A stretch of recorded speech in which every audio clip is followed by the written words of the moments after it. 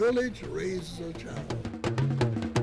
A people who were enslaved, but who did not accept their enslavement and who had a longing one day for freedom. My children went to Willow Hill School. That's the Willow Hill spirit. And what we have to understand, and the stories that we have to tell, is how Willow Hill has moved beyond Bullitt County. This is a good story, but there are Willow Hillians and other places in the world that's doing great things because of the foundation. At a time when African Americans were treading toward new freedoms guaranteed by the Constitution, when violence stood between blacks and the ballot box, and subsistence was considered a privilege for former slaves and their children, one group of South Georgia families dared to strive for community excellence. The Riggs, Parrish, and Donaldson families created Willow Hill School. Well, good morning, everyone. What a privilege it is to be here to honor those original founders who, in their newfound freedom, focused on what was really important, community and educational.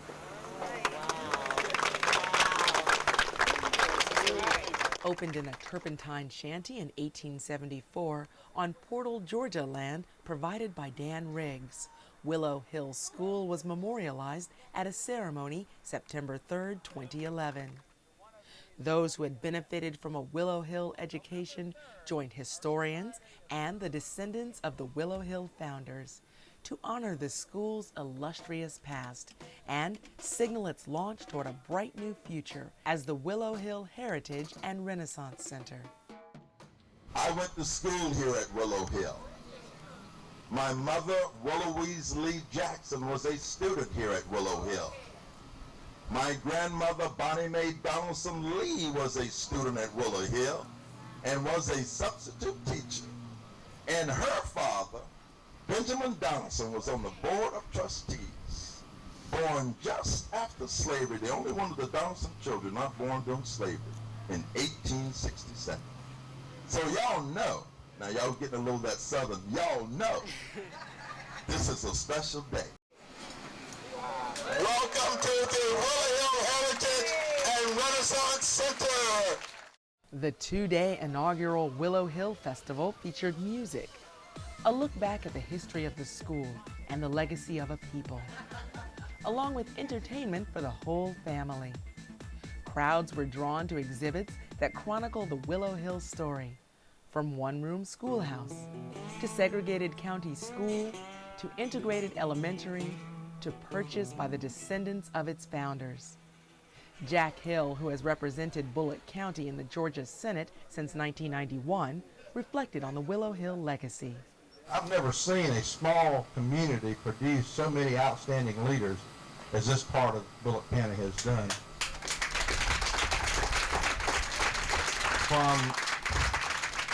From generals to doctors, to college professors, to successful business people, there is something different about this area of the state. I just believe that. It's like a church. It's not the building that creates the ongoing spirit that makes something happen. It's the spirit of the people and the expectations they place in the next generation. There were many church schools, missionary societies, who were starting schools for African Americans. But this is a native school, and it was started by African Americans themselves. And many of them accumulated land in this area and created a community. So this school is important because it has a tradition, it has a heritage. It is based on education, it is based on family, it is based on love, it is based on land ownership. It is a community. The first school was founded in an old turpentine shanty on Dan Riggs' place. It was made of logs, and it had clay that they used to seal some of the open spaces. There was one door and one window, and it was not a very comfortable place. There was a privy outside, and it was a very rugged environment. Many of the kids had to walk several miles to get to school, and there was a pail and they had a dipper, and that is where all of the kids actually drank from that one pail. And the children obviously had to take their lunches to school, but they couldn't go to school very long because they were needed to work on the farms. And if the conditions were very bad, then they may miss days of school. But Georgiana Riggs, who was 15 years old, was the first teacher, who was the niece of Dan Riggs and was the daughter of Isaac Riggs and Harriet Riggs. And these were important families in the community at that time. Although they were born in the Willow Hill community, Charles Parrish and Irene Parrish Dowdle did not have the opportunity to graduate from Willow Hill. Hard times, racism, and violence drove the family north in the early 1920s. The boll weevil eat up all the cotton and all the corn. Christmas came, we had nothing to eat, had a whole heap of land, but hadn't made no cotton, didn't have nothing to sell, no corn, and we had to leave here. Plus the fact that they had, the year before, 1922, they had gone down in Statesboro and taken 2 young men out of the jail and lynched them just off from the jail. Down there, tied them to a big stump and put wood and kerosene around them and made Mr. Linier, who was walking home, coming down the street. And they saw him walking, seen he was a black man. Look, what are you looking at, nigga? Come on over. They made him carry wood and stack around that stump where they had these 2 black men tied to that stump, and they lynched them right there, just within a half a mile of jail in Statesboro. That scared my father to death. Oh Lord, he knew that these white people were dangerous down here. But Walter Parrish wasn't scared of the devil himself. Walter Parrish would plow in the field with a gun strapped to his plow. And white folks were scared of Walter Parrish. His dad was scared of the white folks. And another thing that I remember distinctly, Mom was washing clothes out in the yard, a pot, washing pot where you build a fire and boil the clothes. And she was drawing well water to wash clothes. And the men that came and took our cow and our buggy, and we had a horse and a mule and a cow. And these white people came and took our horse, old Charlie, and old Rexy, which was our mule, and Dad's buggy, and Mom was working the wash pot, and she had just had a baby, Joe. He was the baby. She had that baby on the 3rd of December. And this old white man sitting on a horse, there's about 5 or 6 of them on horses come up there, and they was looking for Walter Parrish. And anyway, he had some words with my mother. My mother was a caraway, and she was hot-headed. And the man said something that my mother didn't like, and she had a battling stick, which you put the clothes on the block and beat them to get them clean. And Mom knocked that old man off that horse with that battling stick. And it was unheard of for a black person to hit a white person in Georgia back at that time. Fearing the repercussions, the family fled to Ohio.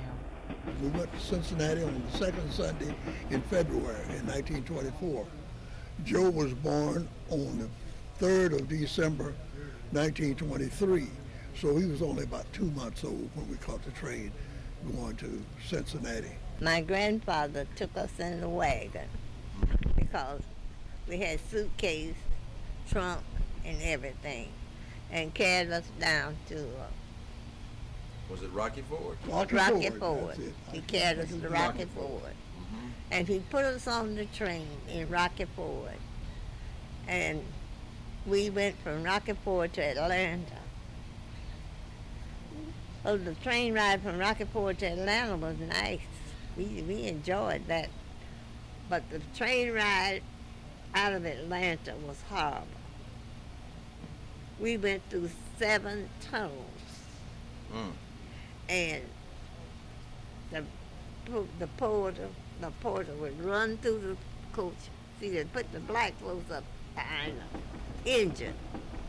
We were the first coach behind that engine, and the engine burned coal, and all that smoke would come back. By the time they got through the tunnels, everybody was coughing because it was smoke.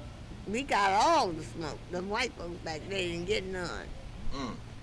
When we got to Cincinnati, my poor little organdy dress that my mother had made so pretty, and I wanted me to look pretty for my day. And it was white. It was black. It was black.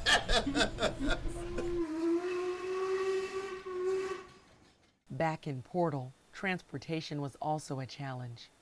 The walk to Willow Hill put students in the path of racially motivated danger. We be walking from school and they on the bus. They who? The white kids will be on the bus. So we be walking, so they be pull the windows down and be calling us all kind of names and throw things after. They would throw paper balls at us and spit at us. And Call all us that all stuff. kind of news and stuff like that. When y'all was walking to school? We were walking Yeah. to school and they was on the bus, see? We had to walk. Instead of accepting this as fact, 2 Willow Hill men purchased a bus to get the youngsters to school.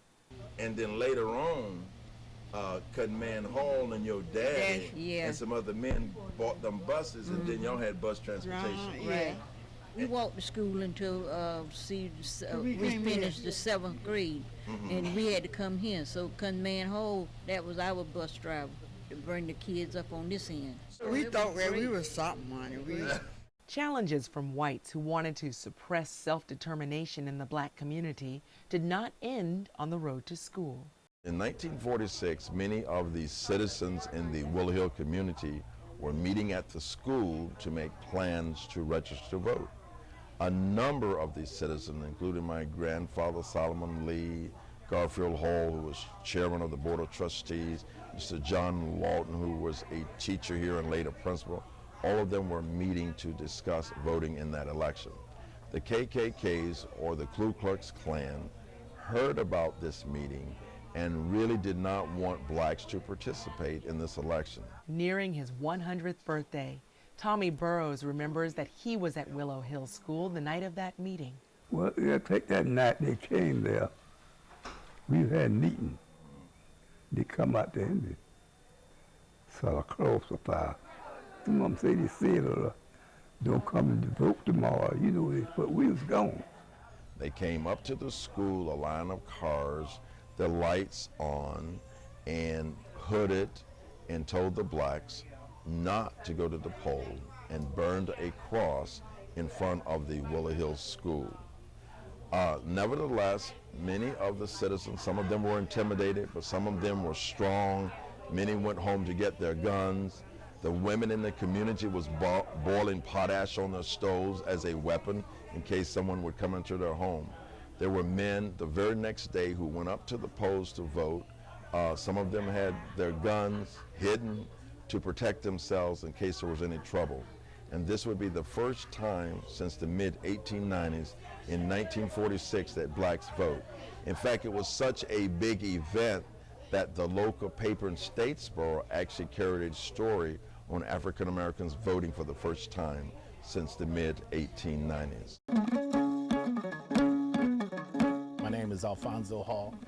I'm son of Collis and Beulah Hall, grandson of James Garfield Hall, great-grandson of Ben Hall, great-great-great-grandson of James Hall, who was the first chairman of Willow Hill Board in 1874, coming from a slave ship in Manning, South Carolina, from Guinea-Bissau.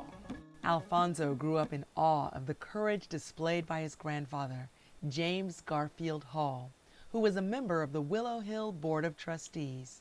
He was an entrepreneur in this community, and he was one that believed in uniting the community to vote.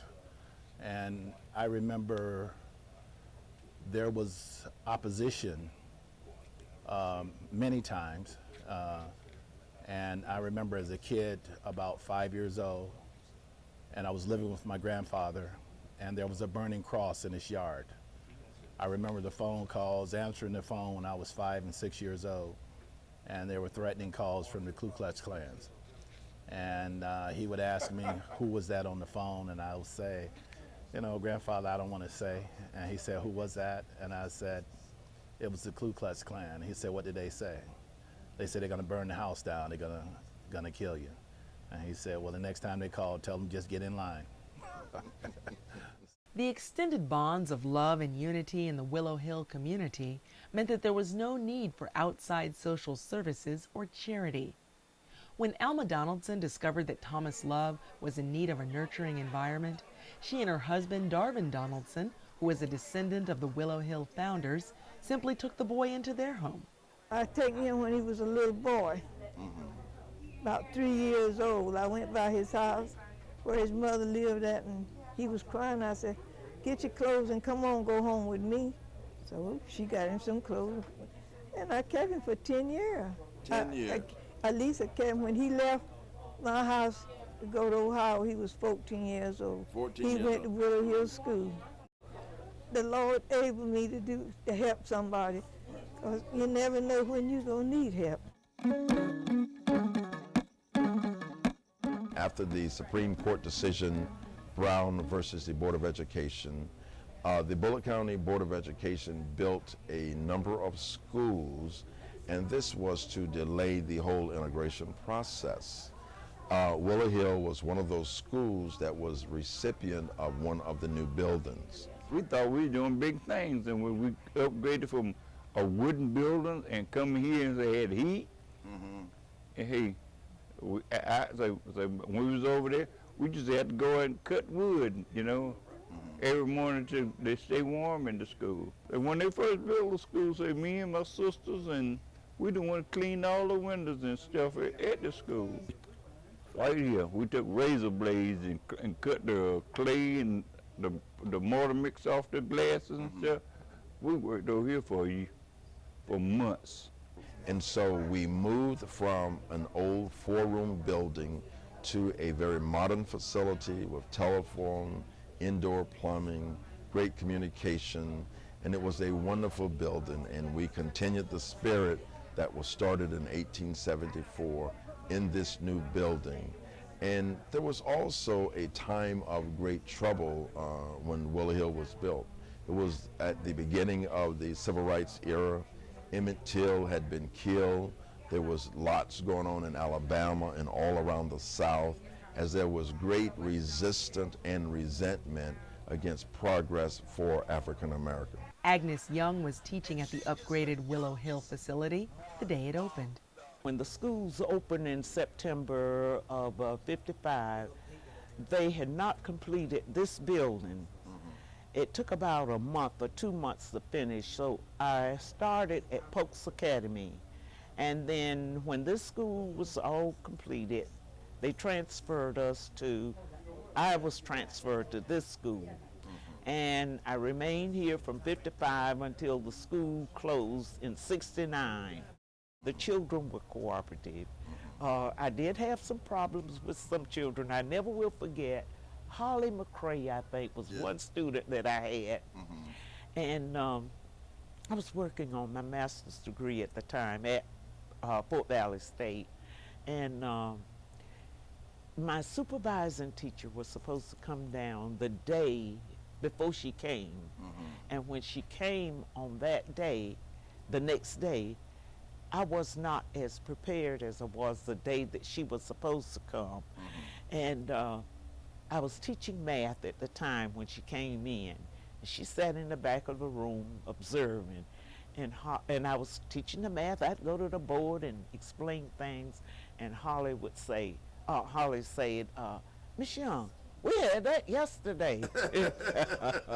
And I'd walk over and kind of tap his toe like, and I'd go back to the chalkboard and I'd do some more explaining at the chalkboard. He'd come out again with, Miss Young, we had that yesterday. And she was back there about cracking her side, you know, laughing at what was going on and watching me at the same time. So after the class session was over with, we had a conference, sit-down conference together, and she told me that, you know, I noticed you when you were teaching. You taught that lesson yesterday, didn't you? And I had to admit, yes, I did. I taught it yesterday, and I wasn't quite as prepared. But she didn't punish me for it. She was glad that I gave her an honest answer. I just remember all those good, strong students from up here. You know, I often think about how strong they are. You know, they must have had that good background in their early coming up. I was born in Charleston, South Carolina. I went to Allen University in Columbia, South Carolina, and Columbia University in New York City. One of my friends who was working here told me about it. I was looking for a job, and I drove over here, and Mr. Hamilton gave me an opportunity to work here. Discipline was a very important thing to the staff here, and people at the children at this school, they behave well and they perform better at high school level. They expected the best thing from teachers, and teachers expected the best from them. In '69, Willow Hill was closed for a moment, but it reopened in 1971. It was an integrated school, and for the first time it integrated white and black children in the county, and would continue to do that until it was closed in 1999. Integration introduced new challenges to black students and staff who moved to predominantly white Bullock County schools. When they integrated fully, then I was sent over to Statesboro High School as an assistant principal over there. In the classroom, too, that might have been unfairness, because I know in my instance there were 2 third-grade teachers, and we both had 3 black students in our class, and the rest were white. And in one instance, one teacher wanted to swap one of mine for hers because the child that I had, the black child that I had, was supposed to have been a little more up to par with the grade level, on grade level, than the child that she had. And of course that didn't materialize because the principal there wouldn't allow it.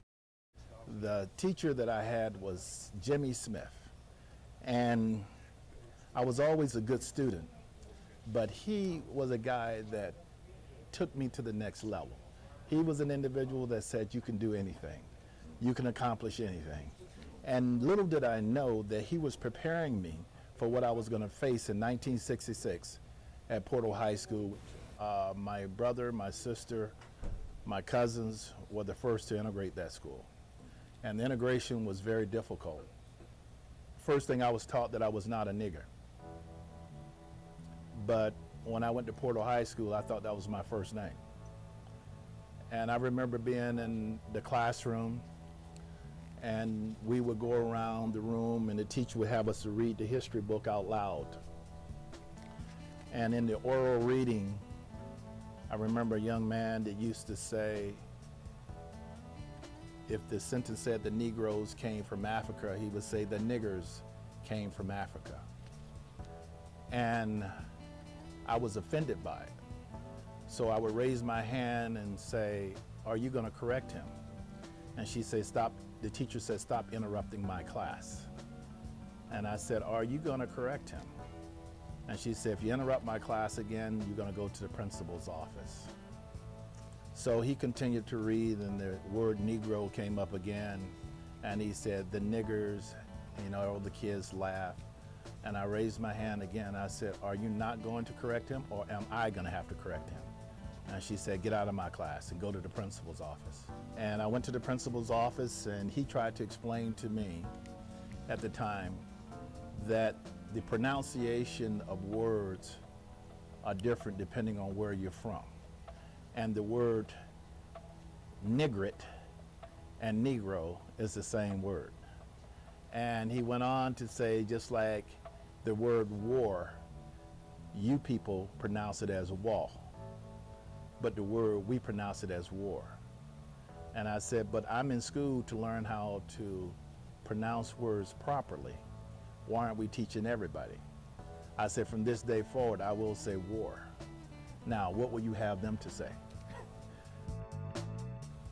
The white kids would get on the bus first, and when the black kids get on the bus, the white kids would not let us sit unless it was a confrontation.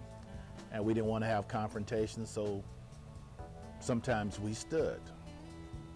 And it got to the point where we got tired of standing. So in the mornings, the bus would come around and pick us up first. So I had, and this is in 1970 when it was full integration, and I had all the black kids to spread out and everybody took one seat.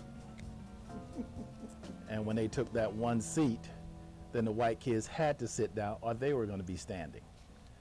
And they stood and sat on the edge of the seat because it's almost like we were, had some illness that would be transferable. His resolve strengthened by these experiences, Alfonso Hall went on to become an executive with General Motors. He is one of countless Willow Hill alumni who have achieved greatness.